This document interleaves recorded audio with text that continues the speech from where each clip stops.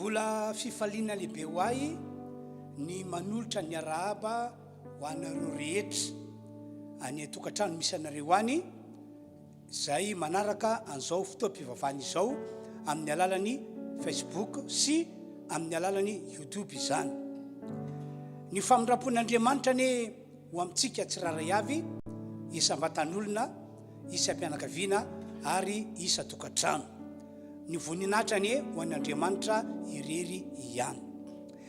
Tena arabaky teny ity fotoam-pivavahana androany zay tantiarantsika ity. Aondreo ny lohantsika rehetra tompoko. Andriamanitra ianao no lay izy hatrizay ka ho mandrakizay. Talohanao tsy misy andriamanikafa, aty aoriana tsy misy Andriamanitra mandimby, fa ianao ihany no izy. Misaotranao zahay ny amin'izao fahavelomana nomenao anay izao, ary indrindrindrindra misaotranao zay ny amin'ny fahafahanay manaraka zao fotoam-pivavahana izao, ka ahafahanay rehetra mandray anjara ihany koa manompo anao Andriamanitra, na dia mikatona aza ny varavaran'ny fiangonana. Ianao no ametrahanay ny zavatra rehetra amin'ity androandroany ity. Ny fanasitranana dia andrandrainay ho azonay avy any aminao. Ny fanafana ihany koa dia tahaka izany. Ny famahana ny olona dia mihintsy matoky izahay fa tena ho ataonao izany. Ny dera sy ny haja ary ny voninahitra ry Andriamanitra tsy toa dia tolotra ho anao irery ihany, anio ampitso ary mandrakizay amin'ny anaran'i Jesosy. Amen. Amaky Baiboly avy hatrany isika arak'izay voalaza ato amin'ny Salamy 7 dia vakina ny andininy voalohany ka hatramin'ny andininy 5. Toy izao no voasoratra amin'ny anaran'i Jesosy. Misaora ny Jehovah ry fanahyko, ary zay rehetra atao anatiko misaora ny anarany masina. Misaora ny Jehovah ry fanahyko, ary aza misy adinoinao ny fitahiny rehetra. Zay mamela ny heloko rehetra, zay manasitrana ny aretinao rehetra, zay manavitra ny ainao tsy hidina ny andavaka, zay manarona famindrapo sy fiantrana anao, zay mahavoky soa ny vavanao, ny fatanoranao mody ny ray toy ny an'ny voromahery. Jehovah manao fahamarinana sy fitsarana amin'izay rehetra ampahoriana. Misaotra an'Andriamanitra tokoa isika ry havana malala, satria na dia mikatona azy ny varavaran'ny trano fiangonana tsy afaka manao fotoam-pivavahana toy ny fanaontsika mazatra isika. Dia hoy iaho hoe misaotra an'Andriamanitra foana isika ny amin'izany zavatra izany. Ny fahaizantsika misaotra sy mankasitraka an'Andriamanitra dia fototra anankiray mahatonga an'Andriamanitra maneho ny heriny eo amin'ny fiainantsika. Satria ny Baiboly dia mampianatra tokoa. Ahoana hoy izy?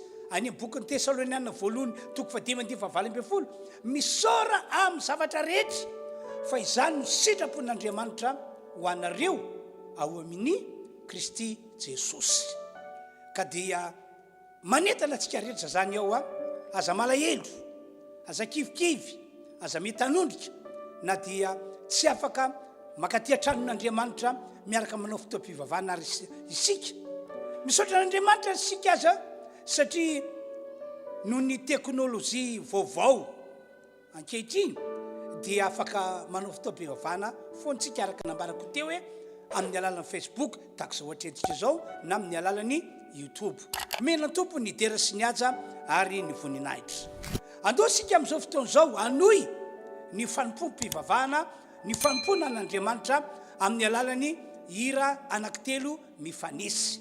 Tena ho ataontsika mifontsika rehetra le hira. Ho anareo ny tokantrano, asa mpijery fotsiny ianareo, asa tolo mpanatrika manoloana fahitalavitra fotsiny ianareo, fa aoka ianareo tena andray anjara hipartisipe araka ny fomba fiteny. Inoko fa ainareo ty hira zay ho ataonay ity ka dia ataovy amin'ny fonao rehetra, fa izany no andrasan'Andriamanitra amintsika rehetra any tokantrano any. Miraso, miraha fahasoavana tompoko. Alefa meko andreto mpitarika fidiarandreto ny fanoizana ny fotoana amin'ny alalan'ny hira anankitelo mifanesy. dia mbola mamerina ny fiarabana ho anao izay manaraka an'izao fotoam-pivavahana izao any tokantranonao any fiadanan'i Jesosy any ameno anao tanteraka ny fahasoavany andrakotra anao ihany koa amin'ity andro androany ity dia te hampatsiaro kely anao androany hoe tsika ao anatiny tena hoe vanim-potoana farany amin'izao fotoana izao tena efa manomboka mipotra daholo mipotra tsikelikely daholo ny famantarana rehetra hoe efa tena akaiky Jesosy ary tena hoe efa misy ady izay tsy maintsy lalovantsika kristianina ao anatin'izany anefa dia tiako mampafantatra anao fa afaka ny andresy ianao anatin'izany ady izany afaka ny andresy ianao satria manino ny Jesosy miaraka aminao nefa mba hahatonga anao andresy ihany koa mba hahatonga ny Jesosy hiditra amin'ny fiainanao dia mila atolotra ao azy ny tenanao mila atolotra tena hoe momba anao rehetra mihitsy omenao an Jesosy tena apetraka eo amin'ny tanany daholo ny zavatra rehetrarehetra dia hitanao fa tena hoe andresy ianao raha efa nanolo tena ho an Jesosy ihany ianao tany aloha dia tsara raha vozinao isan'andro izany fahalororan-tenanao izany raha ohatra kosa ianao ka tena hoe voasambany vao nahenao an'izany momba an'izany Jesosy izany dia tena manana tompony ianao androany hoe afaka manolo tena ho azy omeo azy ny fonao rehetra omeo azy ny tenanao omeo azy ny momba anao rehetra dia ho hitanao fa hampandresanao izy ao anatin'ny olana izay lalovanao hampandresanao izy ao anatin'ny aretina izay mianjady eo aminao ary hampandresanao izy anomana ho avy tsara kokoa ho anao dia tsy aty amin'izao tontolo izao ihany fa hatrany an-dantrany dia ndaontsika amin'izao fotoana izao akopy masonofinao dia ndaontsika hiara hiteny aminy hoe nandao anao ela ao raiko dia hiaraka hanolotra ny tenantsika sika amin'ny alalan'reto hira anankitelo reto andao ary ataovy amin'ny fonao rehetra izany dia tena ho raisin'i Jesosy ny fanoloranao ny tenanao androany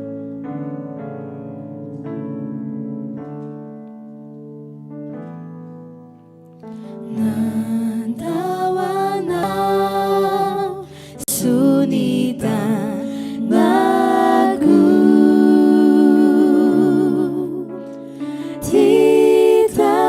titamiau rakiumala lorai sunitanako maniry anana fiadanam-po maniry anana fiadanam-po sao dia te ody aho sao dia te ody aho sy mba hivesatra ny ziokanao sy mba hivesatra ny ziokanao sao dia te ody aho asandrato ny tananao dia teneny hoe tia tamiao raiko malala tamiao raiko malalo rai sunitanako ity tamiao raiko malala ty tamiao raiko malalo rai sunitanako miatorany Jesosy dia teneny izy hoe hitambesara ny otana tao hitambesarany otana tao sao dia te ody aho matoky anefa fa ho raisinao matoky anefa fa ho raisinao sao dia te ody aho tamiao raiko malala ty tamiao raiko malalo rai sunitanako ty tamiao raiko malalo rai sunitanako na dia tsy mendrika ny ho zanakao na dia tsy mendrika ny ho zanakao sao dia te ody aho ataovy ho isan'ny mpanomponao Jesosy io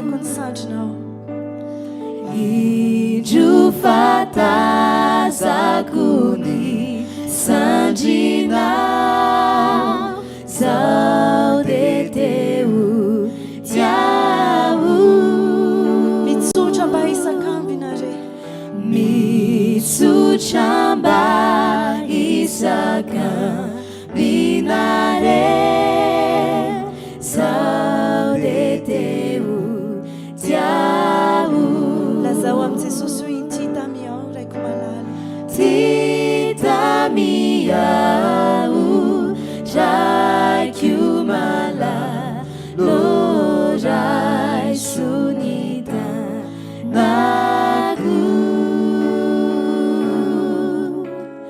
ty tamiao raiko malalo raiso ny tanako namola vertika farany hoe ity tamiao raiko malalo ty tamiao raiko malalo raiso ny tanako ty tamiao raiko malalo raiso ny tanako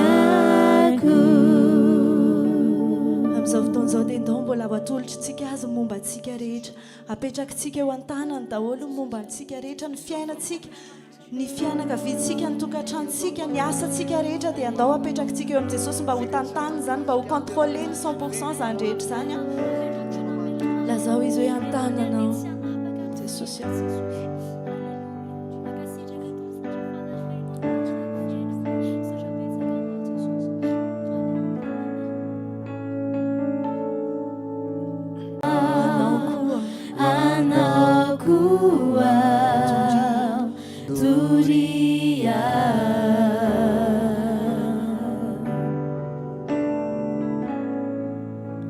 se somino anao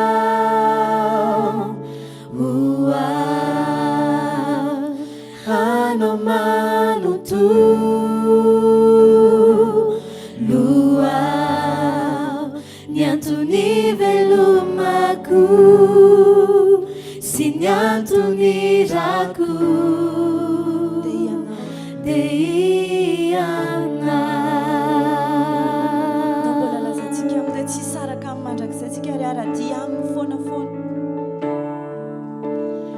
iaradi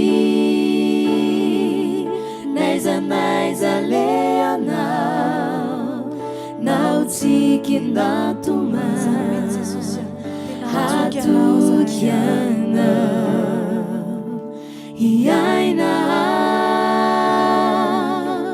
amini lalana je t'unifique sana turia mbola lazantsika aminao jesosy mino anao aho se somino anao anao mantolo a jesosy anao manoto tsy anizaniza fa anao ririano ary tsy ala aminao mandrakizay ny antony velomako sy ny antony rako jesosy mino anao aho se somino anao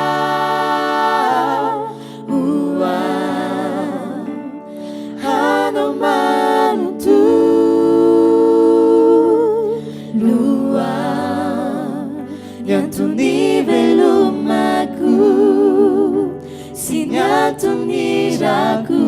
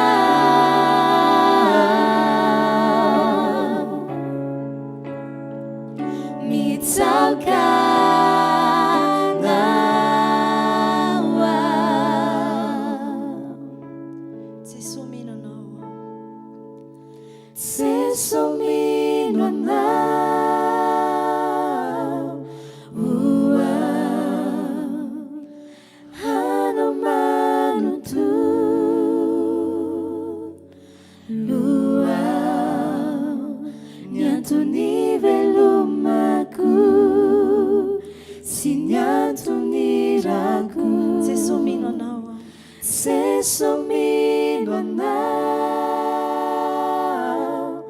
ua hanomano tu luau ny antony velomaku sy ny antony rako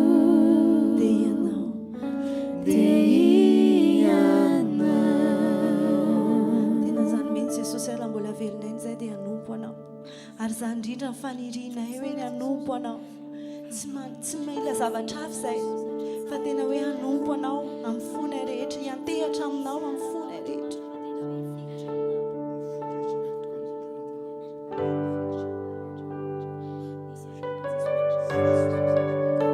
lazao amin'i Jesosy androany zay tena fanirina lalina ao anatin'ny fonao tena tianao hositranina ve ianao tianao hafahana amin'ny olana ve ianao tianao alana aminao ve ny tebiteby lazao amin'ny zany androany fa miaino anao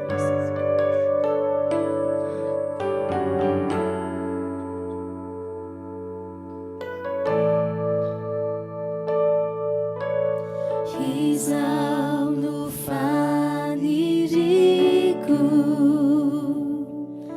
ny anompo anao Tumpo mamini fuku nitiana lazao aminy izao no etaetako Jesosy io izao no etaetako ny derana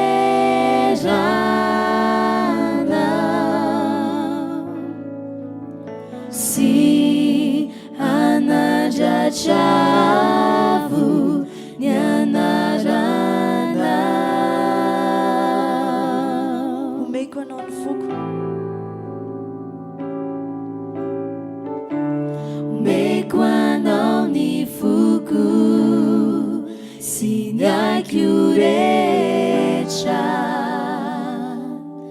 ho anao tsy misy fetra indraindray reraka sy malemiko ianao manao lalanao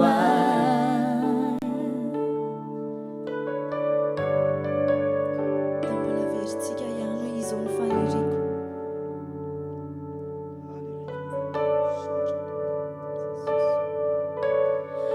izao no faniriko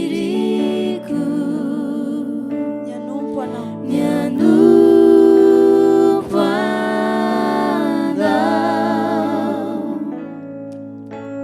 Tumpo mamini fuku nitiana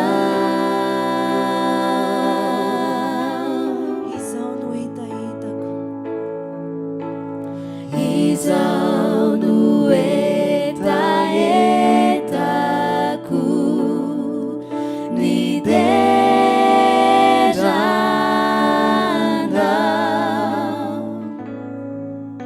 sy anadratravo ny anarana eo an Jesosy amin'ny fonao rehetra sy ny ainao rehetra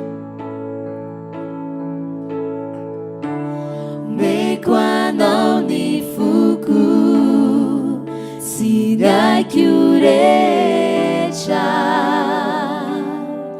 ho anao tsy misy fetra indraindray reraka sy malemiko ianao manao lalanao any ianao manao lalanao meko anao ny foko meko anao ny foko sy ny aiko rehetra ho anao tsy misy ho fetra anao tsy misy fetra indraindray reraka sy malemiko ianao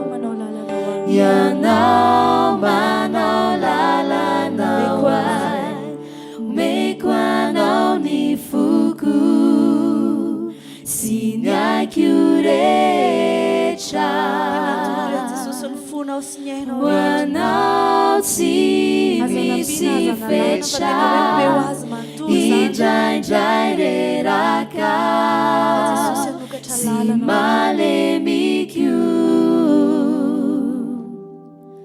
ianao manao lalana vertika fahanao omeko anao ny foko meko anao ny foko sinaiko rehetra hoanao tsy misy fetra indraindray reraka sy malemiko ianao manao lalanao dia isaoratsy an'Andriamanitra isaoratsy any tompo zay fahafahantsika nanompo an'Andriamanitra tamin'ny alalan'ny hira fiderana zay niarantsika nanao teo amin'izao fotoan'izao indray isika dia andao hanokana fotoana anaovana vavaka ho an'ny fiangonana kristianina rehetra manerana anty Madagasikara ity hivavaka isika mba aneo famindra-po lehibe amin'ny fiangonana rehetra ny tompoandriamanitra mandalo olana ady zavatra sarotra mantsy isika ankehitriny no ty valana retina coronavirus ity ka eo alohan'izany indrindra dia everiko fa zava-dehibe raha ohatra ka mahazo famindra-po isika rehefa tonga amintsika mantsy famindra-pon'Andriamanitra dia azo antoka fa ho atsotra n'Andriamanitra ny tanana ka dia amonjy atsika izy anasitrina atsika izy hitahantsika izy hitantana atsika izy ary tsy amelantsika ho rery ihany koa izy hivavaka isika ho amin'izany riavana malala zay manaraka zao fotoam-pivavahana izao andiny voalohany amin'ilay hira fa nataontsika teo ihany terem-boalohany nandao anao ela aho raiky ho dia aorina zay iry zay dia andao hiaraka hivavaka isika izahay nitarika an'izao fotoam-pivavahana izao sokabavy teny hivavaka amin'ny fo manontolo ianareo any atokantrano any ihany koa dia tena entanina sy ampahirezina mba hivavaka tahaka anay sokafy mihitsy ny vava mitenena loary no anatin'ny fonao mba mandraisa anjara anao hoe mba azo famindra-pony kristianina rehetra dia fanampiny mba tsy hisy emotra na hiverin-dalana na dia mikatona ary ny varavaran'ny trano fiangonana mba tsy hisy emotra na hiverin-dalana na dia tsy afaka manao fotoam-pivavahana toy ny mahazatra antsika isika andiny ny voalohany ihany amin'ilay hira teo nandao anao ela aho raiky ho dia samy hivavaka antsika tompoko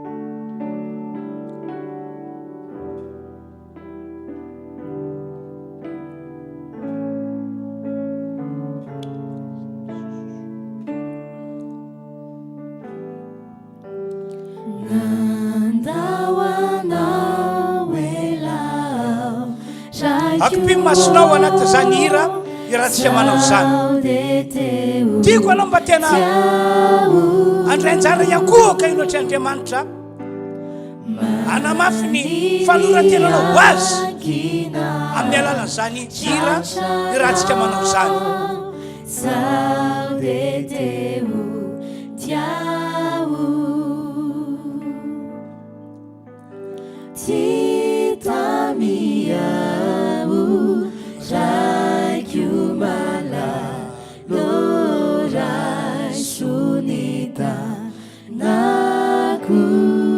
misaotra Andriamanitra mandray anay ianao mandray azo ny fiangonana kristianina rehetra manerana ny Madagasikara izao ianao ka dia hotoka eo aminay tokoa ny famindra-ponao lehibe amen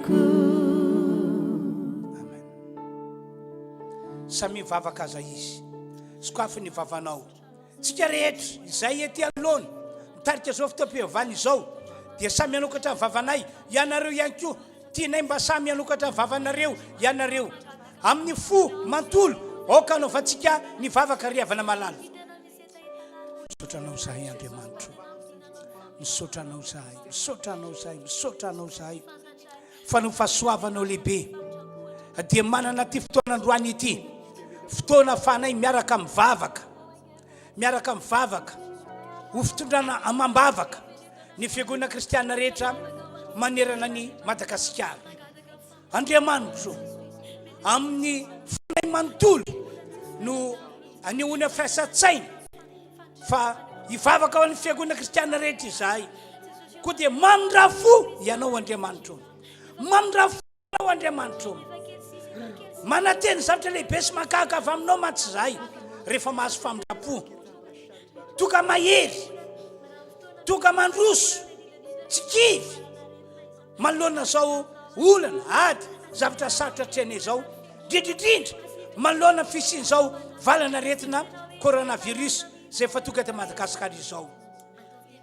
Amen, amen.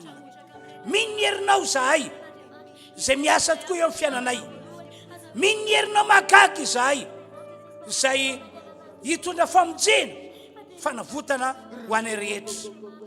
Matoky anao zahay Andriamanitro, fa tena ho araka izany tokoa no ataonao, tena araka izany no ataonao sy tanteranao eo amin'ny fiainanay. Ary entinay io anatrehanay ihany koa ny vady aman-janaka tsiraray avy ry Andriamanitra eo, ny ankonanay rehetra mba hazo famindrapo tahaka izany, ka dia hiavaka arabaky teny izahay eto amin'ity firenena malagasy misy anay ity. Miaino anay eny an-danitra anao ka matateraka ny fangatanay, miaino anay eny an-danitra anao ka dia tanteranao zay zavatra nangatanay taminao teo. Misaotra Andriamanitra, misaotra Ray Malala, amin'ny anaran'i Jesosy no anaovana izany vavaka izany. Misaotra Tompo, misaotra Tompo, nandao anao ela aho rakio andiny voalohany ihany mbola irantsika manao akpe masitsika rehetra any tokantrano any.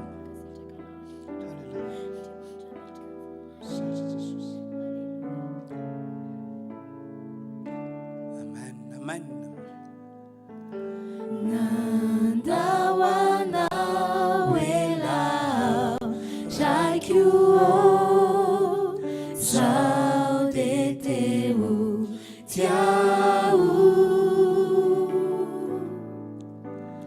mandiri ankina trachana zao de teu tiao titamiau rakio lorai sunita naku titamiau rakiumala lorai sunita naku. Misaotra Andriamanitro, misaotra noho ny fahasoavanao lehibe, fa dia nomenao famindrapo tokoa izahay, ka dia atsotranao ny tananao entinao mamonjy anay, entinao manasitrana anay, entinao manafaka anay, entinao mitaha anay amin'izao vaninandro diavina izao. Mino ihany koa izahay fa dia ianao Andriamanitra no ampahery anay hatrany hatrany, tsy androany ihany fa itoy hatrany hatrany, ka androso ho anao izahay fa tsy emitra, tsy verin-dalana mihitsy. Ho asehonay fa efa nanotena ho an'i Jesosy izahay, ary fahasoavana lehibe ho anay ny manompo an'Andriamanitra amin'ny alalan'ny finoanan'i Jesosy Kristy. Misaotra Ray Malala, omenanao ny dera sy ny haja ary ny voninahitra anio ampitso ary mandrakizay amin'ny anaran'i Jesosy. Amen. Ny fotoanantsika androany moa zany dia toy ny fotoam-pivavahana rehetra ihany, na dia any amin'ny tokantrano misy atsika aza isika no manaraka an'izany fotoam-pivavahana izany. Misy ny fanaterantsika ny fanatitra na dia any tokantranonareo any aza, satria tsy tsara hoe manompo an'Andriamanitra ianao mivory amin'ny toerana anankiray manao fotoam-pivavahana kanefa dia tsy hitondra fanatitra ho an'Andriamanitra akory. Ary eto dia mampahery fa dia ataovy amin'ny fo manontolo za fanatitra izany. Oka io manamo izany ianao tsy mbola zao akory no anaovantsika azy, fa aoriana ny fampianarana ny ten'Andriamanitra no tena anaovana an'le fanatitra, fa dia ampimaniko fotsiny ianareo. Ny filazana anankiray manaraka io tiako amafisina dia ity: raha sitrapon'Andriamanitra dia mbola mitohy ny fotoam-pivavahana izay ataontsika amin'ny alalan'ny Facebook tahaka izao na amin'ny alalan'ny YouTube. Noho izany dia ampimaniko ihany koa ianareo amin'ny herinandroany mba tena hifampilaza ianareo mianakavy ao an-trano, hifanentana mba hiaraka anao fotoam-pivavahana. Raha mety dia na dia fitafinao ary dia ataovy fitafin'ny olona tahaka ny hoe anatrika fotoam-pivavahana ho fampona an'Andriamanitra. Raha sitrapon'Andriamanitra mantsy amin'ny herina izay alahady volony volana izy io, dia anao ny fandraisana ny fanasan-tompo isika. Dia ny ataonareo zany dia fahalaminareo tsara ny toerana anaovanareo le fotoam-pivavahana, anaranareo ny fotoam-pivavahana marimarina kokoa. Dia fataovy eo ny latabatra, dia mitondra maka mofo ianareo dia maka divay ihany koa nareo izay ho ampiasaintsika amin'io fandraisana ny fanasan-tompo io. Dia apetrakareo eo. Dia rehefa tonga moa ny fotoana fandraisana ny fanasan-tompo dia ho amasintsika, ho atokantsika ho an'Andriamanitra zany mofo sy divay etsika miroso amin'ny fandraisana fanasan-tompo izany. Dia aranareo eo miandalana moa zany mitaridalana izay hitinay mpanompon'Andriamanitra mitarika ny fotoam-pivavahana izany tompoko. Zay zany filazana izay entiko mafisina amintsika rehetra. Amin'izao fotoana izao tsika dia andre ny tenin'Andriamanitra. Koa anao hira anankiray aloha zany sika, dia aoriana izay hira izay dia tsofintsika rano akatoerana retinamana izay nanampy tamin'ny fiderana ny tompo ity, dia ho ambarako aminareo kosa ny tenin'Andriamanitra avy eo.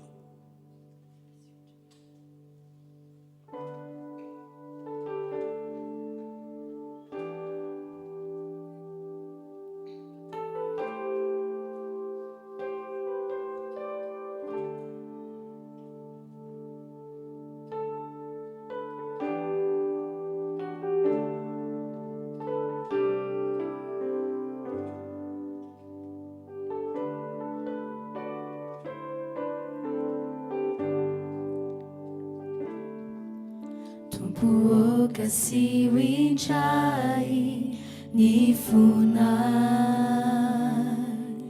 arutsai aminai ni fanai masina tunitami Pentecosta tumpuo midinuvai ni fiananai Tumpuo kasi winjai ni funai arutsai aminai ni fanai masinau tunitami Pentecosta tumpuo midinuvai ni fiananai fanai masino avi fanai masino midinare fanai masino fenuia vaikuana ni fukuanzaka Bola mangata fanay masina. Fanay masino avi fanay masino midinare fanay masino fenu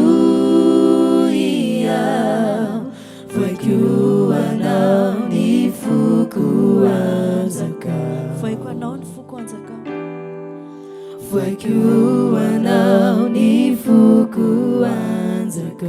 Voaiko anao ny foko anjaka ho fanahy masina. Voaiko anao ny foko anjaka. Dia afaka maka toeranareo tompoko. Ndo hivavaka isika ho an'ny tenin'Andriamanitra zay ambara mivavay ianao ary mitenena hoe Andriamanitra mitenena amiko ianao androany. Mitenena amiko ianao androany. Faramangetaheta ny hitenena an'Andriamanitra ianao dia arabaky teny hiteny aminao tokoa Andriamanitra. Ary ampaheranao izy amin'ity androany ity hivavakantsika. Ray malalo, rainay masina, rainay zay any an-danitra ianao. Miantso anao zahay amin'ny anaran'i Jesosy Kristy zanako ilay tokana. Mangataka aminao zahay mba amindra fo aminay rehetra ianao arak'izay fa nangatanay teo. Ary amin'ity indray mandeha ity dia mitenena aminay ianao. Mitenena aminay ianao. Lazao aminay zay tokony ho fiainanay Andriamanitra amin'ny maha-olonao anay amin'ny maha-kristianina anay. Ry Andriamanitra, matoky anao zahay fa ho arak'izany tokoa no ataonao androany. Ary amin'ny alalan'izao teny ho ambara izao dia hiasa ianao ka hivan'ny olana ho an'izay ao anatin'ny olana lehibe. Ho sitrana ny marary ho an'izay marary. Ary dia ho tahina daholo izay rehetra na dia toy izao aza ny zava-misy eto amin'ity firenena ity. Ainao tanterana zany mantsy ry Andriamanitra eo amin'ny anaran'i Jesosy no anaovana vavaka sotra ray malala. Amen. Ity afatra entiko androany ity ry havana malala zay manaraka zao fotoam-pivavana izao dia afatra mitondra ny lohateny hoe olona efa navahan'Andriamanitra ny kristianina. Averiko indray hoe olona efa nohavahan'Andriamanitra ny kristianina. Sokafy ny Baiboly ato amin'ny Jaona 4:7 toy izao ny voasoratra. Jaona 4:7 tenin'Andriamanitra zay efa haintsika rehetra tsenjery hatramin'ny fonikely izy ity. Fa toy izao no tiavan'Andriamanitra izao tontolo izao nomeny ny zananay tokana mba tsy ho very zay rehetra mino azy fa hanana fiainana mandrakizay.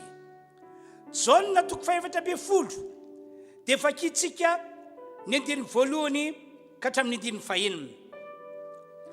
Aza malahelo ho fonareo mino an'Andriamanitra ary mino akoa ao an-tranony raiky misy fitoerana maro ratsy zany dia efa laza taminareo aho fa andeha amboatra fitoerana ho anareo aho.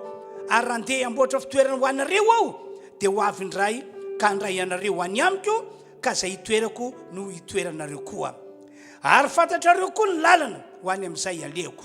Ho Tomasy taminy, tompoko tsy fantatra izay aleanao ka ataonay ahoana no fahafantatra ny lalana. Ho Jesosy taminy, izao ny lalana sy fahamarinana ary fiainana. Tsy misy olona makany amin'ny ray afa-tsy amin'ny alalako. Farany Korintiana 1:2 ka ny 2 toy izao ny voasoratra ao zany. Korintiana 1:2 ka ny 2. Fa nini tsy afantatra zavatra hafa teo aminareo ao afa-tsy Jesosy Kristy indrindra fa izy voaombo tamin'ny hazo fijaliana. Avy amin'ny alalan'ireo andin-tsoratra masina zay no vakiana ireo ry havana malala zay manaraka zao fotoam-pivavana izao no akatsika fampianarana sy fampaheresana amin'ity androany ity. Mino afaraka ny vavaka nataontsika dia hiteny amintsika arabaky teny tokoa ny Tompo Andriamanitra. Misaotra azy moa zany isika amin'izao fotoana izao fa amin'izao fotoana anambarako ny teny izao dia eto anilako izy, miaraka amiko izy, momba izy. Efa teny nataon'i Jesosy zany kanefa ihany koa ao anatin'izao fotoam-pivavana iarantsika manotriny izao dia any aminareo any izy, eo anilanareo izy, eo akaikinareo izy, eo voninareo izy normal be zany raha ohatra ka hiteny amintsika tokoa ny tompo amin'ity androandroany ity. Eno sara azy ny afatra zay omen'Andriamanitra atsika. Araky nefa nambarako hatramin'izay ary mbola amafisiko androany dia izao: natao hiavaka eto ambony tany isika kristianina na isika olon'Andriamanitra. Tena arabaky teny zany a, natao hiavaka isika kristianina na isika olon'Andriamanitra eto ambony ty tany ity mandritry ny fahavelomantsika tompoko. Ka ny fototra matokan'Andriamanitra tsy to manafaka atsika amin'ny olona rehetra dia no ny amin'ny Jesosy Kristy, zanylay tokana zay fa maty teo amboniny hazo fijaliana. Raha mino tokoa isika fa Jesosy no tompo sy mpamonjy ity zao tontolo zao ity, raha mandray azy tokoa isika ho ao anatsika mba hitoetra ato anatsika, ary raha manana azy ho Andriamanitra hiankihinana sy anteherana foana isika mandritra fahavelomantsika eto ambony tany ity dia izao: arabaky teny ho avahan'Andriamanitra isika. Tena arabaky teny ho avahan'Andriamanitra isika, ho avahany isika tahaka ny manafaka ny vary amin'ny tsiparifary, ho avahany isika tahaka ny olona manafaka ny ondry amin'ny osy. Ka ny endrika voalohany indrindra entin'Andriamanitra manafaka atsika amin'ny olona rehetra dia ity: voalohany ny fanomezana atsika ny fiainana mandrakizay amin'ny alalany zanan'ilay tokana atao hoe Jesosy Kristy, le maty teo amboniny hazo fijaliana. Tsarovy tompoko, areoko fantatsika rehetra fa tsy misy Andriamanitra hafa afaka ny manome antoka fa zay mivavaka aminy, zay manompo azy dia anana ny fiainana mandrakizay. Tsy misy an'izany, tsy misy afa-tsy Jehova Andriamanitra ihany, dia ilay Andriamanitra rainy Jesosy Kristy sady Andriamanitra raintsika kristianina. Izy ihany no afaka manome ny fiainana mandrakizay. Ka no zany antony zany no matoka atsika ho avan'Andriamanitra, tena ho avan'Andriamanitra arabaky teny, satria Jesosy no lalana afan'Andriamanitra manafaka atsika amin'ny olona rehetra velona eto ambony tany ity.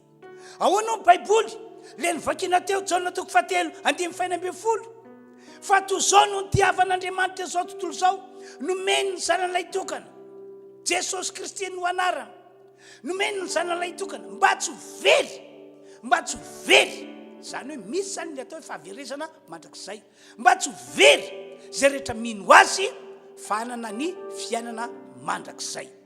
Ary ahoana ihany koa Jesosy ao amin'ilay Jaona 4:10 le nivakitsika tery aloha, mazava be mihitsy tena nataon'i Jesosy fa ianareo ozy zaza malahelo raha andeha aho, fa za mandeha io dia anamboatra fitoerana ho anareo, ary efa vita zany toerana zany dia miandry ny baiko ny ray aho mba hiverenako aty ambony tany akanareo ka any amin'izay toerako no hitoeranareo.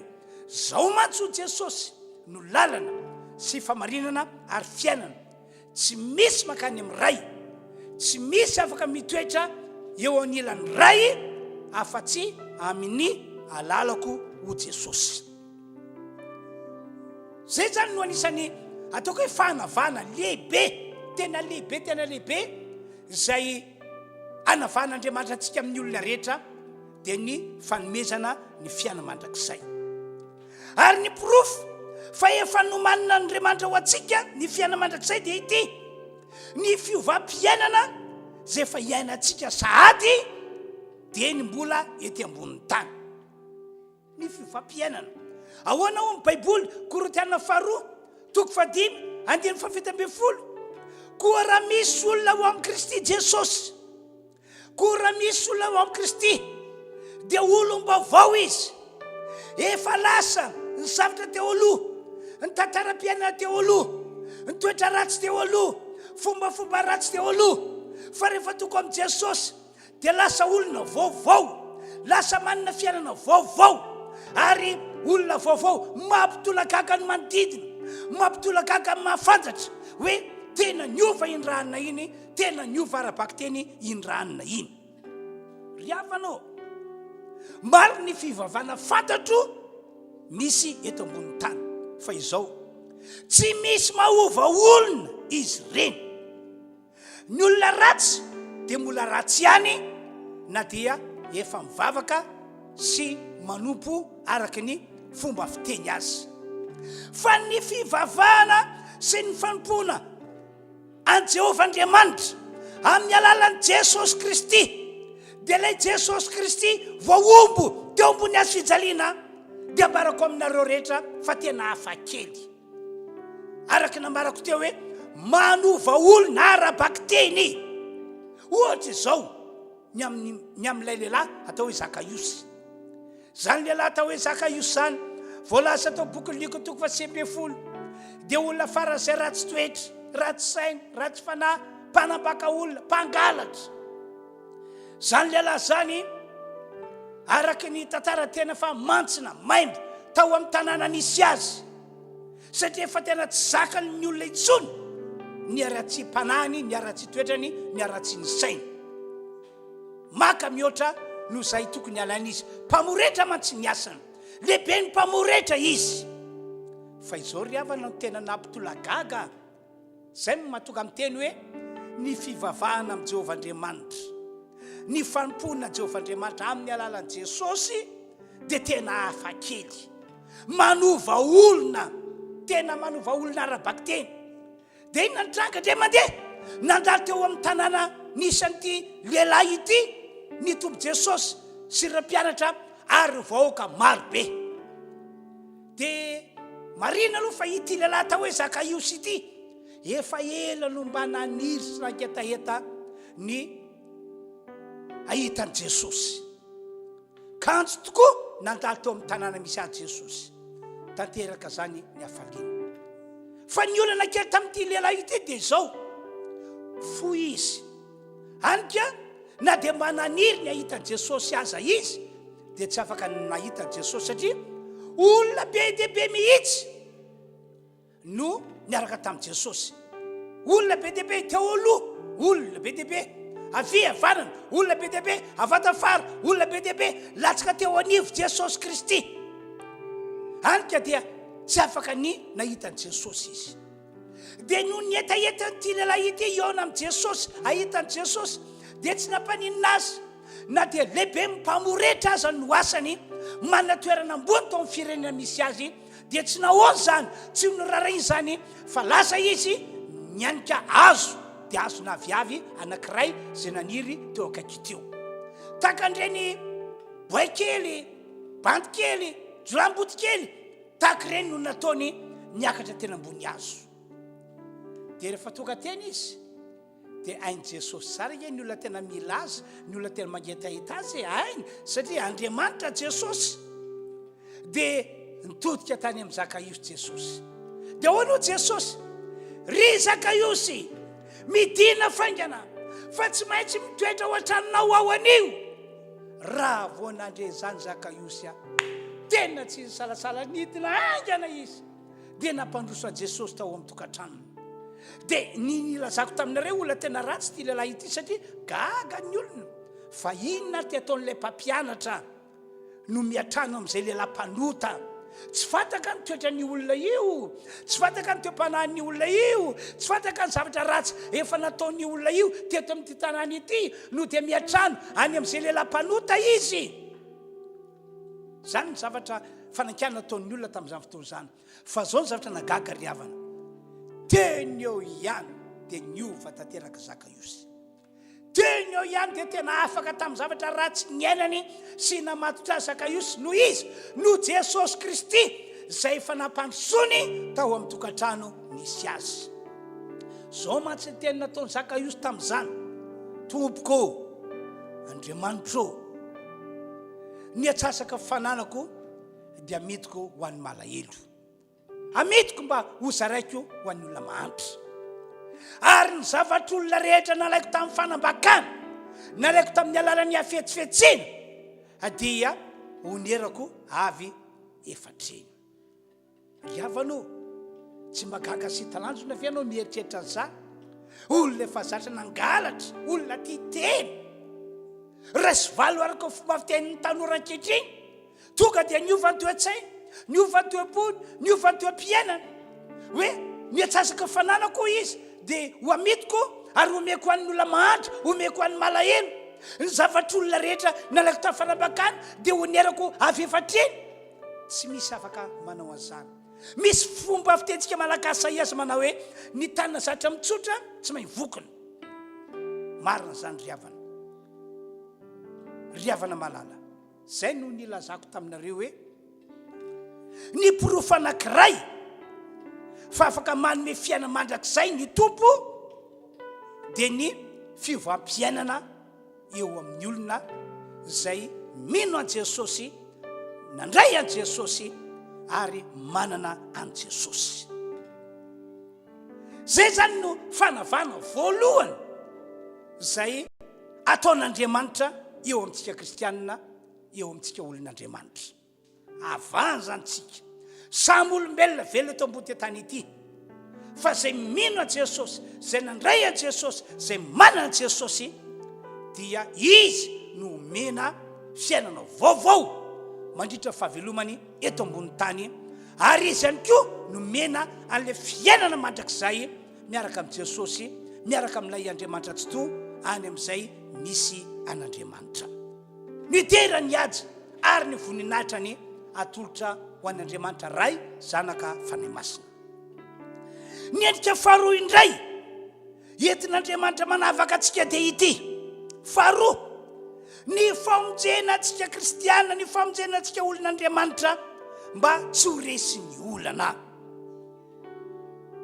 Aoko fantatsika rehetra dia ianareo rehetra zay manaraka zao fotoam-pivavahana izao, fa raha mbola velona eto ambony ty tany ity isika dia tsy maintsy misedra olana, ary olana amin'ny karazany no tsy maintsy ho sedratsika eto ambony ty tany ity. Tsy maintsy misedra olana ary olana amin'ny karazany.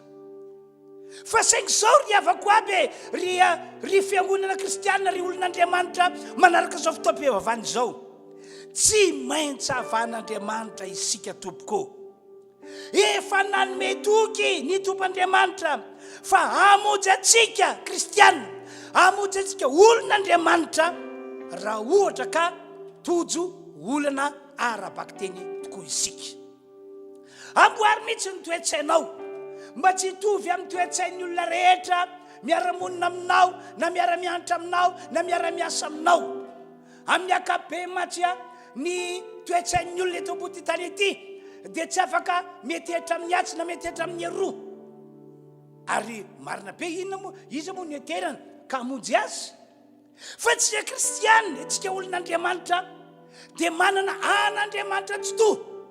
Lay Andriamanitra nahary an'izao rehetra izao, lay Andriamanitra efa nanome antsika an Jesosy Kristy zanany, ary amin'ny alalan'i Jesosy Kristy io dia nanome antoka tompon'Andriamanitra fa hanavaka atsika manoloana ny olana misy na inona zany olana zany, na manahoana sy manahoana ny herin'izany olana izany. Mazava be ny voalaza ato amin'ny Salamo 1:7 sy ny 2:7. Salamo 1:7 andonge vakitsika voasoratra hoe Salamo 1:7, vakina amin'ny anarana Jesosy ilay teny: Andriamanitra no aro sy hero atsika, mpamonjy moraso indrindra amin'ny fahoriana izy, koa izany no tsy atahorantsika na dia ho levona aza ny tany, na mifindra ho ao anatin'ny ranomasina aza ny tendrombohitra. na mirondroana sy misamboaravara aza ny onjany ka miororo tenibohitra noho ny fisafokany. Averiko fakinany le teny le andiny voalohany. Andriamanitra no aro sy hero antsika kristiany isika olon'Andriamanitra, mpamonjy moraso indrindra amin'ny fahoriana izy. Andiny faharoa, koa izany no tsy atahorantsika na dia ho levina aza ny tany na mifindra ho ao anatin'ny ranomasina aza tendrombohitra. Ry hafanao amakitranantsika maolon'Andriamanitra antsika dia tsy tokony atahotra mihitsy. Na dia hitanao zao ary le olana tena enjany ity, tena enjany ity, tena mafy ity, tena mafy ity, ovainy toetsainao, ovainy fijerinao, araka fomba fiteniko hoe aza ampitoviana amin'ny olona zao tontolo zao, na ampitoviana ao amin'ny jetilisa, na hoe ampitoviana ao amin'ny olona tsy manana Jesosy, tsy manana an'Andriamanitra. Fa isika no Jesosy Kristy voaomby teo ambony hazo fijaliana dia araka nambarako taminareo hoe ho avan'Andriamanitra isika. Tsy maintsy ho avan'Andriamanitra isika ary asehon'Andriamanitra antsika ny famonjena magaga rehefa tena ho avantoko isika. Ohatra efa nisy ao anaty baiboly zao tantaraiko aminareo zao ato amin'ny boky Marka 4. Rehefa aveo ngamany no vakitsika le teny raha sitrapon'Andriamanitra fa ho tantaraiko aminareo le tantara. Ndray mandeha ndray andro dia nipita niala tamin'ny toerana anankiray ho amin'ny toerana anankiray ny mpianatra niaraka tamin'ny Jesosy Kristy tompo. Nipita ranomasina zany zareo ary lakana no nandehanana. Ka rehefa nandeha zareo reto dia tsy mihitsy hoe inona zavatra nitranga, inona zavatra niseho, fa dia nitsoka tapoka ny rivotra ary nianahery nanonja ny ranomasina ary dia nisamboaravoara lay ranomasina ka nanozikosona an'ilay lakana zay nentin'reto mpianatra. Tany am-boalohany aloha dia tsisy natahotra fa ry Petera, ry Jakoba, ry Jaona dia olo efa zatra an'io ranomasina io. Fata tokony ataony rehefa misy ny olana tahaka ny hoe tafiotra sy onjany ranomasina manonja mafy. Dia fata tokony ataony dia nailika ny rano, nailika ny rano, nailika ny rano, natsipony rano, natsipony rano. Kandro tamin'ny farany dia hoy ny baiboly hoe efa tsy nanantena ny velona intsony reto mpianatra Jesosy reto. Efa tsy nanantena ny velona intsony ry zareo satria nahery loatra ny fitsokan-drivotra sy ny fanonjany ranomasina. Soa ihany fatao Jesosy, soa ihany fatao Jesosy. Fantary Jesosy ke fisin'ilay rivotra mahery sy ilay onjany ranomasina fantany nge zany izy ke tao anaty lakana ary natory tao tsy hoe dia rehefa matory dia araka fomba fitentsika matory maty tsy marena inona fa eny tsara mihitsy ny fisehon'ilay tafiotra mahery, ilay onjany ranomasina. Fantany fisehon'ilay tafiotra mahery sy ilay onjany ranomasina fa dia nininy natory foana izy, tsy ny fo mihitsy izy satria nahoana mba ahafany mampianatra an'reto mpianatra reto, ahafany mampianatra an'reto apôstôly reto. Satria ireo apôstôly dia nieritreritra hoe mahavoavonjy ny fiainana izy malona ny olana tahaka izany, kanefa dia tsy misy olona mahavoavonjy ny fiainana zany ry havana. Tsy misy olona mahavoavonjy ny fiainana zany matetika amin'ny akabeany, fa dia tsy maintsy ho ratsy fiafara foana ny olona rehefa tojolana ka mandeha ny andro, mandeha fotoana ka tsy miva le olana. Dia soa ihany moa fatokasana ihany reto mpianatra reto, andeontsika hamohan Jesosy, foazo tanteraka izy mba hanampy antsika, mba sitrany ahay mba miampy olona ray ny anilika an'reto rano reto, ny tazona ty voaly ity, mba tsy etsitsetsika loatra ny ranomasina. Dia zao no tenindreo mpianatra, tompoko tsy mampaninona anao fa ny afatesanay, ampio zahay, vonjeo zahay. Dia rehefa nila fanampiana tamin'i Jesosy reto mpianatra dia niarina Jesosy. Ary raha niarina izy tsy hoe kivy na hoe nanometsina retim-pianatra hoe fa dia maninona loatra ianareo zao vao miteny amiko hoe misy tafiotra mahery na misy ondrany ranomasina efa olana lehibe mila afaty ve zay ianareo fa mahatsaro tena hoe apio aho apio aho apio aho apio aho. Maninona tsy tany am-boalohany? Tsy zany ny teny nataon'i Jesosy. Fantsangana Jesosy dia zao ny voalasan'ny Baiboly, no teneny mafy ny rivotra sy ny ranomasina hoy izy mangina mitsahara miaraka tamin'ny vavany teny mitsatra ny tafiotra ary tony tsara ny ranomasina.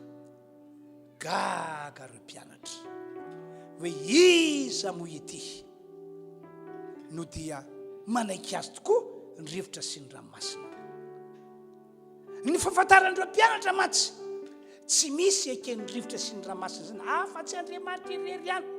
Izy no nahary an'izao rehetra zao, izy manam-pahefana amin'ny zavaboarina, ka ny rivotra dia azon'Andriamanitra baikony arak'izay tiany hoe mitsahatra.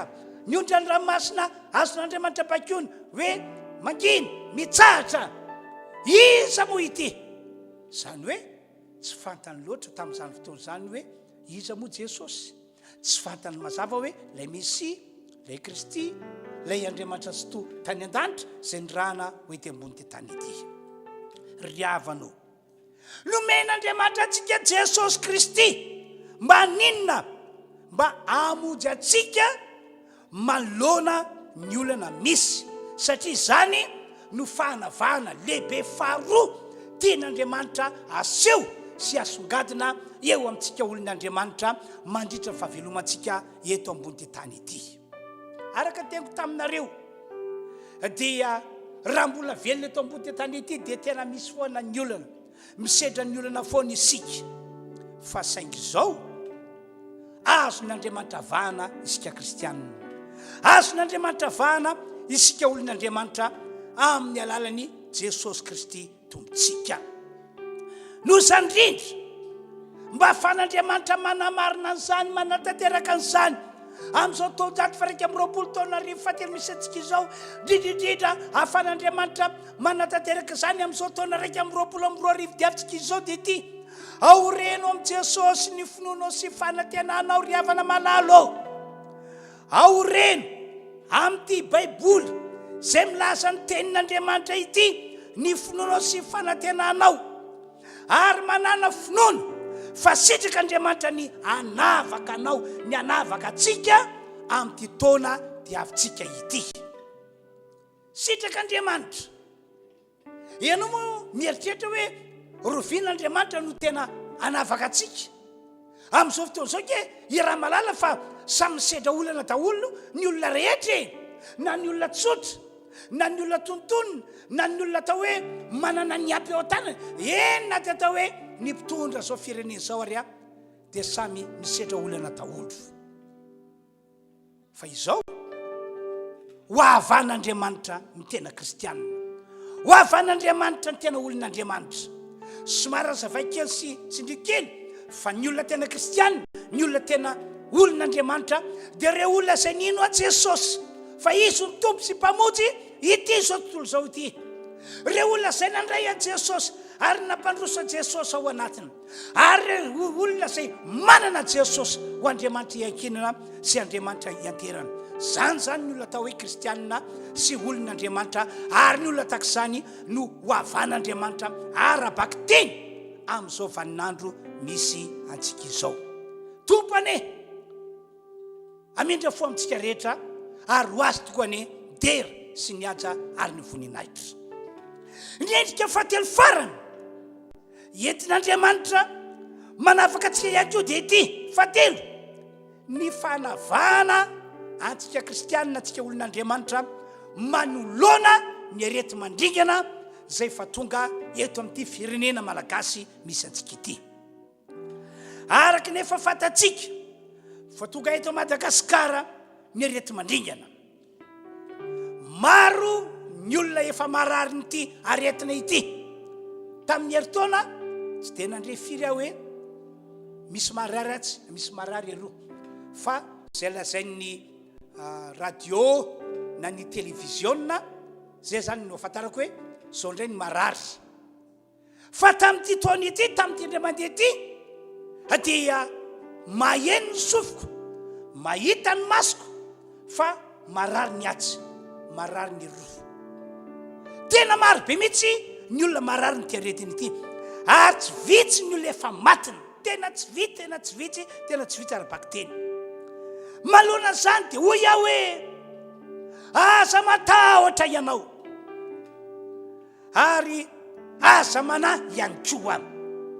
Ianao nge kristianina, ianao nge ka olon'ny Andriamanitra, raha tena manana antoka ianao fa efa nandray an Jesosy sy manana an Jesosy, dia zay toerana misy anao, kristianina ianao, olon'Andriamanitra ianao. Dia hoy aho hoe aza matahotra ianao ary aza mana ihany koa. Miteny zany mantsy aho satria efa nanome toky ny Tompon'Andriamanitra fa hamonjy sy hiaro atsika manoloana fisiny ty valana retina ray ity. Vonona izy miaro atsika sy hamonjy atsika tsotratry ny aretina coronavirus.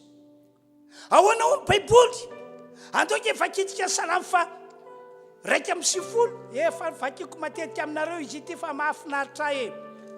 Rehefa misy olona miantso amin'ny telefônina moa dia zao nambarako amin'izy ireo hoe vakio 3 isan'andro ity salamy fa 1:10 ity, fa ino no vaksiny fiarovantsika ny tenatsika ary fanafody fanasitranana antsika kristianina, antsika olon'Andriamanitra. Zao le teny nataon'ny Baiboly. Salamy fa 1:10 avy hatrany dia 7 vaketsika. Fa izy no anafaka anao amin'ny fandriky ny mpiaza sy ny arety mandoza. Tena mazava nge zany teny zany. Fa izy Andriamanitra tsy toy no anafaka anao amin'ny fandriky ny mpiaza sy ny arety mandoza. Ny volon'elany no anaronany anao ary eo ambany elany no ialofanao. Ho ampianga kely sy ampianga lehibe ny fahamarinana. 5. Tsy atahotra ny orooro no ny alina ianao, na zana-tsipika manidina no ny andro, na ny arety mandrikana mandeha amin'ny maizina, na ny fandriganana mandripaka amin'ny tataovavonana. Na dia isa rivo aza lava eo anilanao sy ray alina eo ankavananao, dia tsy ahatra aminao zany. Hijery maso fotsiny ianao ka ho hitanao ny amalinany ratsy fanahy. Tena mampahery mieritrery zany teny zany. Tsy olombelona no miteny zany fa Andriamanitra tompoko, le rainy Jesosy Kristy sady raintsika ihany koa. Mbola manamafy an'izany ihany koa ny voalaza ato amin'ny Exodosy 10:20 ka ny 4:20. Aroy izy, raha zoto ihain'ny feon'i Jehovah Andriamanitra ao ianao ka anao izay mahitsy eo masony sy ihain'ny lalàna, ary hitandrina ny didiny rehetra, dia tsy ataoko aminao ireny aretina rehetra ireny zay nataoko tamin'ny Egyptianina, fa izao no Jehovah zay mahasitrana anao. Riavanao toky nomen'Andriamanitra antsika no hoe izy no amonjy sy aro antsika manoloana fisinty valana retina coronavirus zay fa tonga eto amin'ity firenena malagasy misy antsika ity. Ary raha sanatrindray ka hoe efa marary an'ilay aretina mihitsy ianao amin'izao ry zao, tsy haiko moa zay mety fisehony any amin'ny tenanao any, dia mbola vonona ny anavaka atsika kristianina sy olony foana Tompoandriamanitra. Raha ohatra ka tsy mbola marary ianao, dia vonin'Andriamanitra anavaka anao amin'ny olona rehetra manoloana ty aretina ity. Fa raha sanatria ka efa marary ianao, dia mbola vonona ny Tompoandriamanitra anavaka atsika kristianina sy olony amin'izao ora itenenako izao. Ahoana ho ny Baiboly? Isaia 1:7 zao ny voasoratra.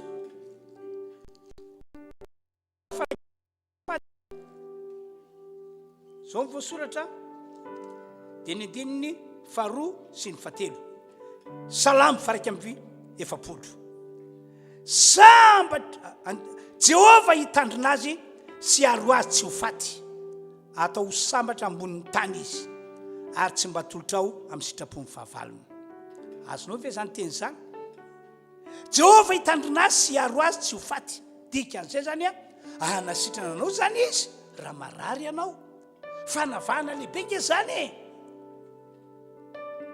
fanavana lehibe zany raha ohatra ka efa nitsapy tena saona fa tsy mety sitrana mihitsy, natao daholo ny tatsy, natao daholo ny teroa fa tsy mety sitrana, dia io tenin'Andriamanitra io no amarenin'Andriamanitra izy tandrina anao sy hiaranao tsy ho faty. Zany hoe izy no anasitrana anao manoloana ny aretiny ratsy dia ny aretiny mandrikana zay efa tonga amin'ny tenanao. Andiny fahatelo, Jehova no ananao eo ambonin'ny farafara hitsaboana ny fandriany rehetra eo parariana dia ovanao. Ho toanan'Andriamanitra anao eo ambonin'ny farafara fandrianao zay hitsabonanao io. Tsy rery zany ianao eo ambonin'ny farafara io, fa misy an'Andriamanitra Rainy Jesosy Kristy eo anilanao. Fatany tokony ataony, fatany tokony ataony, afaka ny manasitrana anao izy riavana malalo. Manamafy azany koa ny voalaza ato amin'ny Jakoba 5, zao ny voasoratra Jakoba 5 dia ny 5:12.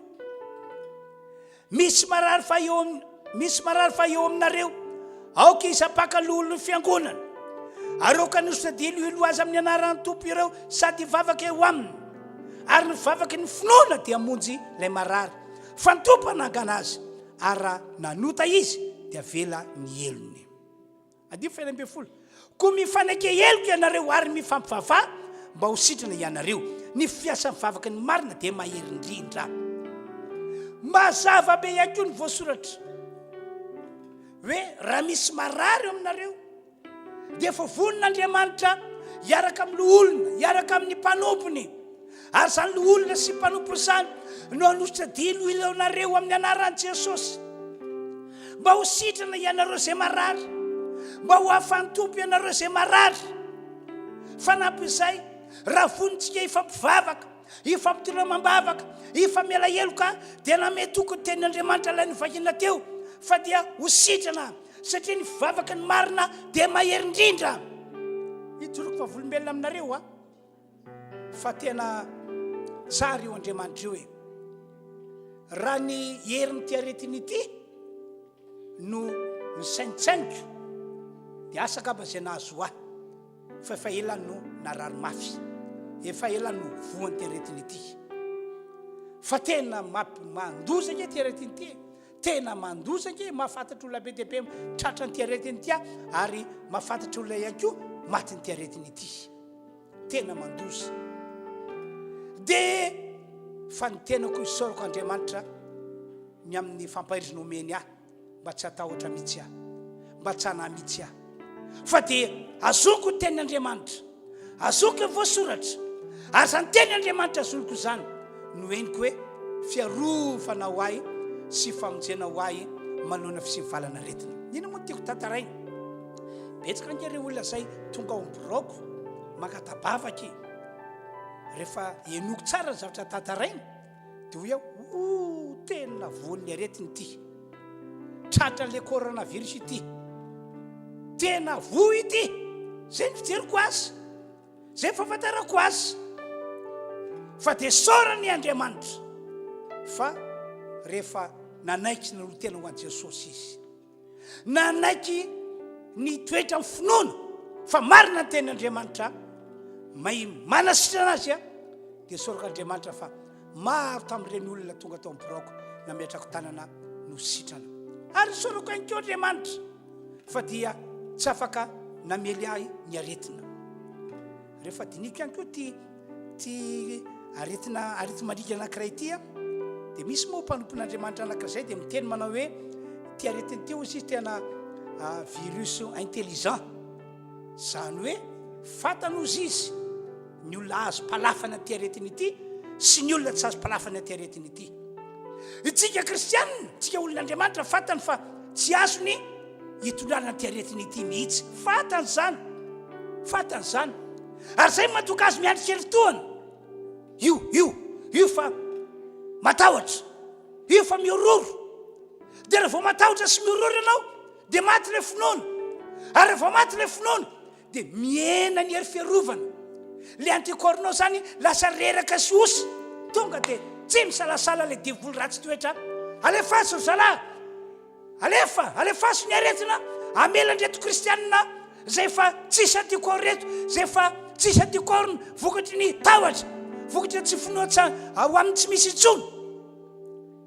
Riavanao, hoy aho aminareo aza matahotra tompoko, aza mana mihitsy fa olona efa noavan'Andriamanitra isika eto ambony tany ity. Misy le reto mandoza fa efa voasoratra fa tsy natao atratratsika izany no Jesosy Kristy zay efa ninontsika, zay efa ndraitsika, zay efa mitoetra ato anatsika. Zany akory tsy milaza hoe dia anao tsy fanao ianao hoe za tsy matahotra ny aretiny ity, ka dia lasa ianao ifanosokosina amin'ny olona marary le aretina. Tsy izay mihitsy le izy, tsy izay mihitsy. Na tsy hanao ary vava sy orina ianao mandeha eny an-dalana, miala ny tranonao dia mandeha eny an-dalana eny hoe za tsy matahotra an'io, tsy izay mihitsy le izy tompoko. Na hoe tsy sasa tanana amin'ny savony ianao, na piasa andreny inty zay le hydroalcoolique ireny ianao, tsy izay mihitsy tompoko le izy. Taka samy joro vavolombelona aminareo nge melony rasakola dia fa masa tanana mampiasa le zel iny avy mandray olona dia ataoko an'izany. Tifiriko alcool eo amin'ny sezany zay nipetrahan'le olona, satria zay ny fahindreny, zay ny fahindreny. Fa ny tena zavatra lehibe tiako ambara, tsy mahazo matahotritsika mpino kristianina, tsy mahazo manatsika mpino kristianina, satria anisany fanavahana ataon'Andriamanitra amintsika ho ao dia ny famonjena sy ny fiarovanatsika manoloana ny fisian'ity aretina mandoza ity, ary ny fanasitranana atsika raha sanatrika marary isika. Noho zany averiko indray esorony tahotra sy ny tebiteby. Farany amin'ny maha kristianina atsika, amin'ny maha olon'Andriamanitra atsika ihany koa, raiso finoana lay rano Jesosy Kristy zay efa nalatsaka teo ambony hazo fijaliana natao Pasika. Raiso finoana zany rano Jesosy Kristy zany, ary aoka ho afafinao, ho afafintsika amin'ny tenatsika sy amin'ny ankonatsika ary amin'ny tanàna zay misy atsika. Tahaka anay manokana izao, maromaro moa zay no miaramonina ato amin'ity tanàna misy fiangonana Refiandrorakely ity. Dia ao anatin'ny tamboho anankiray zay misy vavahady iray lehibe, maromaro zay ato, efo 30 mahery zay no miaramonina ato. Dia ino nataoko ianareo? Ao rehefa mivavaka ao dia raisiko finoana ny rano Jesosy, afafiko io amiko ny rano Jesosy le natao Pasika, afafiko aminay rehetra monina amin'ity tanàna ity ny rano Jesosy Kristy zay natao Pasika, afafiko amin'izao tanàna ray manontolo zao ny rano Jesosy Kristy zay natao Pasika. Raha ataontsika amin'ny finoana izany dia tena arabaka teny ho avan'Andriamanitra ihany koa ianao. Efa navahany ianao fa mbola ho avahany ihany koa, ho avahany tahaka an'ireo zanak'Israely tamin'izany fotoana zany, tamin'izy ireo fony izy ireo mbola tany Egypta. Tantarain'ny Baiboly tokoa nge melona vatika vavaka fa maranana dia ity tonga tao Egypta ny anjely mpandringana sy mpamon'olona manana mission amono ny voaloha teraka rehetra na ny lamato rehetra zay teraka tao Egypta, ary tsy misy avana fanaizana izy dia ho tetezin'io anjely mpandringana sy mpamon'olona io ny lavatrano rehetra. Fa ity ny zavatra mitsanga, ny lavatran'ireo zanak'Israely zay voalaza olon'Andriamanitra, navoakan'Andriamanitra, dia tsy azo ty anjely mpandringana ity nidirana. Satria nahoana? Satria le raha nalatsaka tamin'le Pasika nataon'izy ireo napetraka tao amin'ny tatom-baravarana sy ny tolam-baravarana anankiroa. Ka rehefa nandalo le anjely dia voasakana no le raha natao Pasika. Fa tany amin'ny tokantrano tsy nahitana raha kosa teo amin'ny tatom-baravarana sy ny tolam-baravarana roa dia nahita faisana matiny ny voaloha teraka na ny lamato tao, hatrany amin'ny toerana nisy ny mpanjaka Farao dia niara-ny fahafatesana ny lamatony na ny voaloteraka natrany amin'ny trano misy ireo biby fiompiaza ka tsy nisy zany raha zany dia nidiranyreto anjely mpamono olona mpandrikandreto ka maty ny voaloteraka tamin'ireo biby ondry amanosy na omby zany.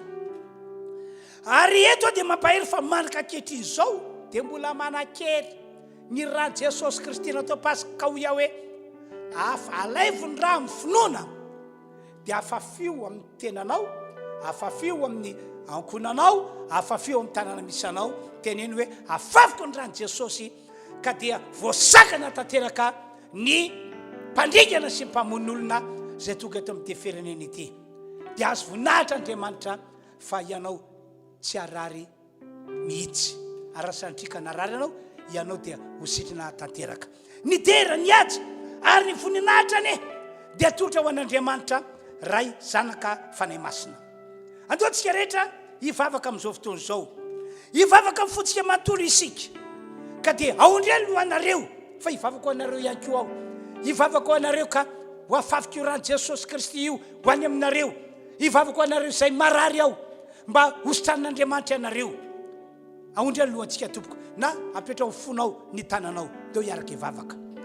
Ray malala, ray tsy tompony izao rehetra izao, misaotra ny amin'ny afatra na ny teninao izay nampitondrana ho ahy tamin'ity androandroany ity. Mino raha eo farak'ilay vavaka izay efa nataonay tery am-boalohany dia mamindra fo amin'ny kristianina rehetra ianao, ary amindra fo amin'ireo olona izay tapa-kevitra anio fa ino an Jesosy, andray an Jesosy, ampitoetra an Jesosy ao anatiny, ary anana an Jesosy ho Andriamanitra iankinana sy anterany eo amin'ny fiainana. Mifona aminao ary raha misy efa marary amin'izao fotoana izao, sitrany ana amin'ny anaran'i Jesosy izy, esorina amin'ny anaran'i Jesosy any aretiny izany. Fanavahana manokana ataonao ho an'ny olonao, ho an'ny kristianina zany ry Andriamanitra io. Ary androany raisiko amin'ny finoan'ny rahan'i Jesosy, afafiko amin'ny tenako, afafiko amin'ny vadiaman-dranako, afafiko amin'ireo mpino kristianina, ireo olon'Andriamanitra izay nanaraka zao fotoam-pivavahana zao, afafiko amin'ny anaran'i Jesosy Kristy ho fandresena, ho fagagana, ho fitahina ho anay ary ho fiarovana ho anay malona ny ratsy rehetra. Tompoandriamanitra miasa anao amin'izao fotoana izao ka dia misaotra sy mankasitraka anao Andriamanitra tsy toa. Omena anao ny dera sy ny aja ary ny voninahitra. Misaotra Tompo, halleloia, amen. Ny tompany omeny voninahitra ry havana malala izay nandre ny afatra netiko androany tamin'ity fotoana ity. Amin'izao fotoana izao indray tsika dia andao mbola anokana fotoana anaovana vavaka ho an'ny firenentsika ho an'ity Madagasikara ity. Ry kristiana malalo dia hijery-maso fotsiny ny manjo ny firenenao ve anao? Mba tiako mba ho tonga aminao ihany koa le tena boky Estera hoe ataoko ahoana no jery ny loza manjo ny fireneko, ataoko ahoana ny jery ny loza izay hatratra fireneko. Andaontsika hivavaka ho an'izao firenena malagasy ho an'izao Madagasikara zao. Tsy miafina amin'Andriamanitra keny ny tantaram-piainana malagasy, ny toetoetrany, fiampiainany, ny adalany, ny fampotsampy ataony, finonom-poana ananany, tsy misy miafina amin'Andriamanitra zany. Ary ny fisiany zany no mahatonga olona maro ararotiny devoly hitondrana ty aretiny ty na vonoana. Fa raha hivavaka kositsika mba mindra fo Andriamanitra dia hiaino Andriamanitra, amalentsika Andriamanitra. Na dia efa nisy vavaka ary tamin'ny heritaona, asa ahoana fijerinao azy hoe anao tsy mbola misy fiatraika ve? Tsy atao makivy. Efa vavaka ihany koa gropin'olona maromaro ataoko hoe tamin'ity taona ity dia hoy ianao hoe tsy mbola misy fiatraikany ihany, tsy atao makivy zany. Fa mbola hivavaka tsika amin'ity androandroany ity, matoky tsika fa hiasa ny Tompo. Ka dia hira andiny voalohany ihany no iarahantsika manao amin'ilay hira izay fa nataontsika teo ihany, nandahoanao ela aho raiky eo. Vitsa hira izay dia andao hivavaka arak'izay nanentanako izay ho an'ny firenentsika ho an'izao Madagasikara nosy malala tsika izao tompoko amin'ny fonao rehetra no anaovanao le vavaka aoka indray anjara hivavaka ianao nandao anao elao raiko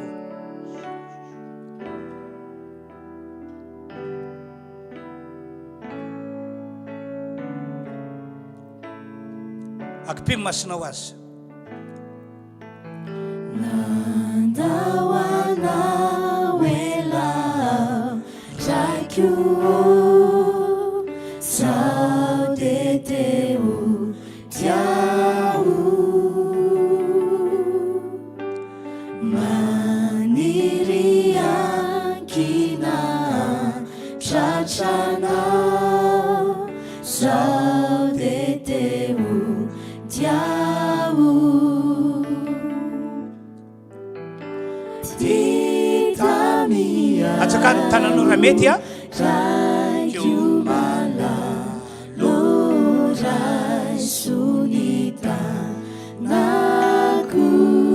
tamiao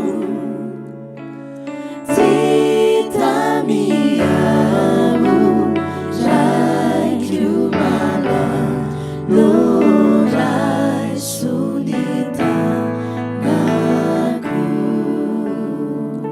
to hivavakantsika rehetra azy ry Andriamanitra rainay malala rainay masina rainay izay nan-danitro amin'izao fotoan'izao dia ndreto izahay kristiana olonao Andriamanitra no miresaina miaraka manao vavaka manao fifonana ho an'ny Madagasikara ho an'izao firenena malagasy misy anay izao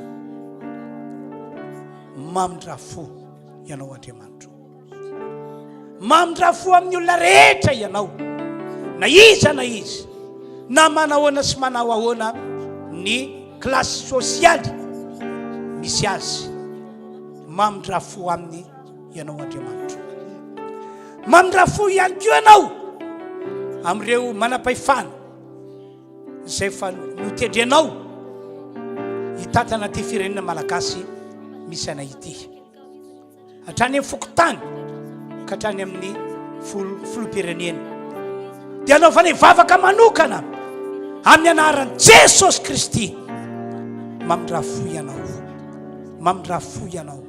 ianao tsy amaly ny vahoaka malagasy araky ny fahotany na ny eloka vitany ianao ataonao zany noho ny amin'i Jesosy Kristy zay efa nomena ho anay ary maty ho an'ny mpanota rehetra teo ambony azo fijaliana mamindra fo amin'ny malagasy ianao mamela ny eloko ny vahoaka malagasy ianao ary androany resiko amin'ny anaran'i Jesosy ny rano Jesosy Kristy lay nalatsaka tamin'izy natao Paska hoe voavolo Kristy Paska ho anay amin'ny anaran'i Jesosy afafako amin'ity firenena ity zany rano Jesosy Kristy zany afafako amin'ity firenena ity zany rano Jesosy Kristy zany ka azo famelan-keloka ny vahoaka malagasy sy zao firenena malagasy misy anay zao ary dia ho resy tosika zato isan-jato ny herin'ny devoly mpitondra aretina coronavirus zay variant vatsy Afrika Atsimo ho resy tosika amin'ny anaran'i Jesosy tompo tsy mahakivy anay mihitsy zava-nisy hatramin'izay na tamin'ny taona lasa hatramin'izao fa mbola mananteny izahay fa ianao no Andriamanitra amonjy an'ity firenena misy anay ity ianao no Andriamanitra deraina sy akalazaina ary omemboninahitra misaotra raha eo makasitraka anao zahay misaotra tompo amen dia ny voninahitra moa an'Andriamanitra irery zany anao ira anankiray sika dia andao roso amin'ny fanaovana ny fanatitra dia ianareo izay ny tokantrano any araka tempoterem-boalohany filazana dia satria manompo ny tompontsika manao fitobavana dia manaova fanatitra ianao dia rehefa tonga amin'ny fotoana manaraka hoe fisokafa fiangonana dia azonao angoninao izy dia azonao entina ny fanatitra na tsy haika anko zay fomba entinao manatanteraka zany ity amin'ny fobe misy antsika ataovy amin'ny fonao manontolo ataovy amin'ny mpifaliany fa zany no akasitran'Andriamanitra hira anankiray no irantsika manao dia tanterahana zay fanatitra izay.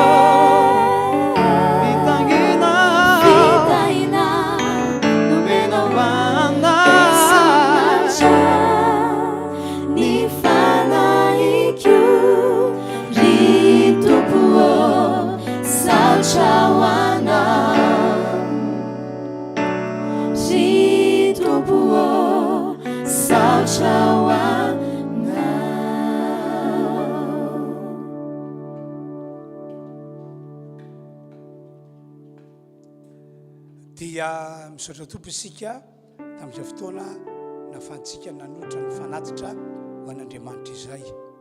Madio vao farantsika moa ny fotoam-pivavahana izay niarantsika nanotrana tamin'ity androandroany ity.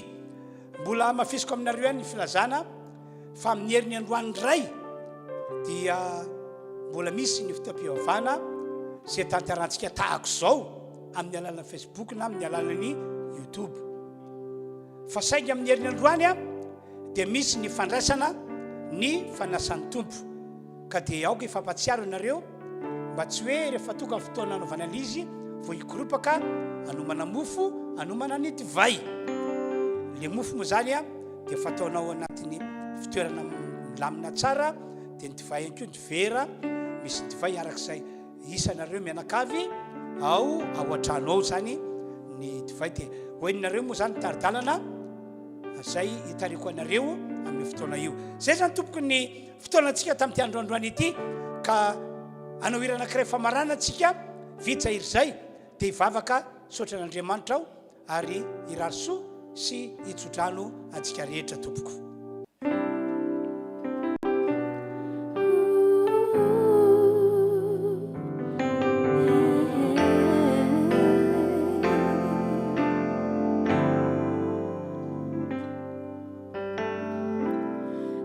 Bom sauchanao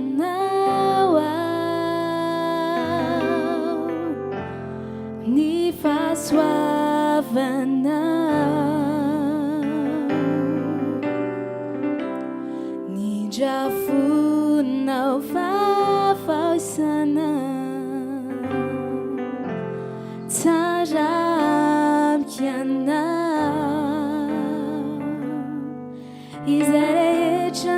Taunau tu votanissaku fama tungawi sauchana mi saucha zeso mi saucha anawa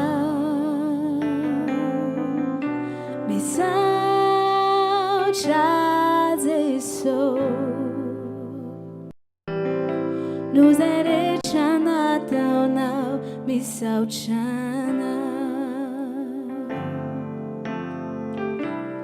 Tu bon sauchana Ni fasoavana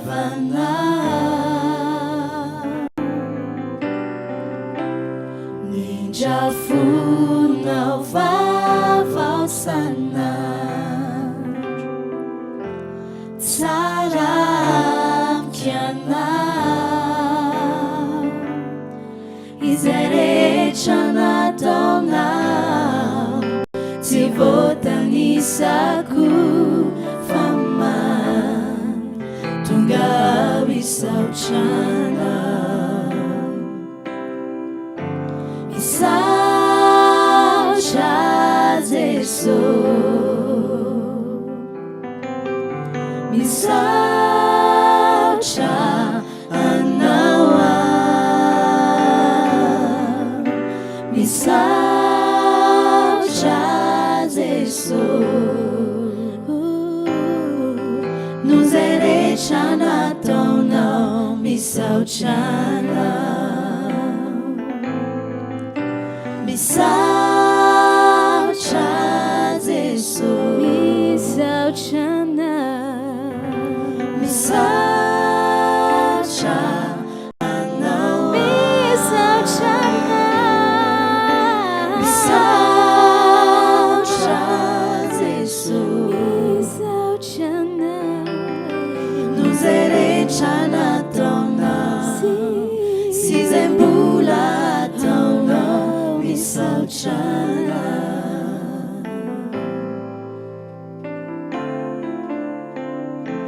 Mi sauchana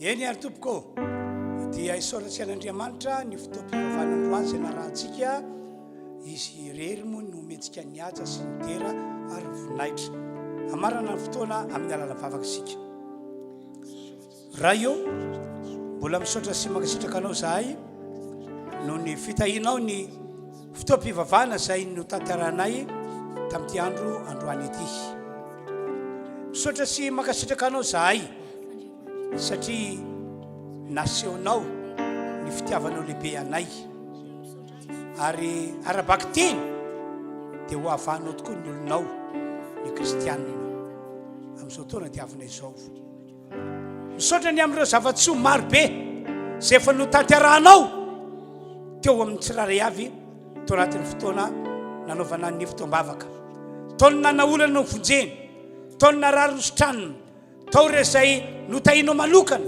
nambinao ny fiainana ary lehibe drina aminay dia lasa nahery izahay lasa nandroso ara-panahy izahay lasa ny tompo finoana izahay misaotra raha eo amin'ny anaran'i Jesosy omenanao voninahitra amen dia mirary fahasoavana samy ho tain'Andriamanitra avokoa sika rehetra tompoko